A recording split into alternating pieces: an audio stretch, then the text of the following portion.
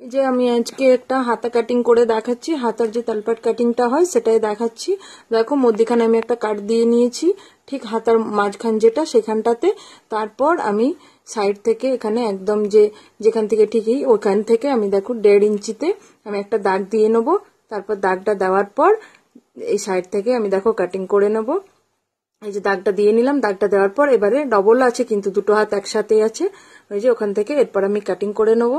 যেহেতু হোয়াইট তো ওই জন্য ঠিক অতটা বোঝা যাচ্ছে না।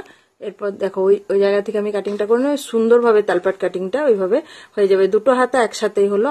আর যে সাইডটা আমি কাটিং করলাম ওটা কিন্তু সবসময় সামনে হবে, ছোট যেটা সেই সাইডটা সবসময় সামনে দিক হয় আর অন্য সাইডটা পিছন সাইড হয়, যে সাইডটা আমি কাটলাম। তো দেখো কি সুন্দরভাবে তালপাট কাটিংটা আমার হয়ে গেল। এইভাবে তোমরা নতুন বন্ধুরা কাটিং করে করতে পারো কাজটা, যার জন্য আমি এই ছোট্ট টিপসটা একটা দেখালাম।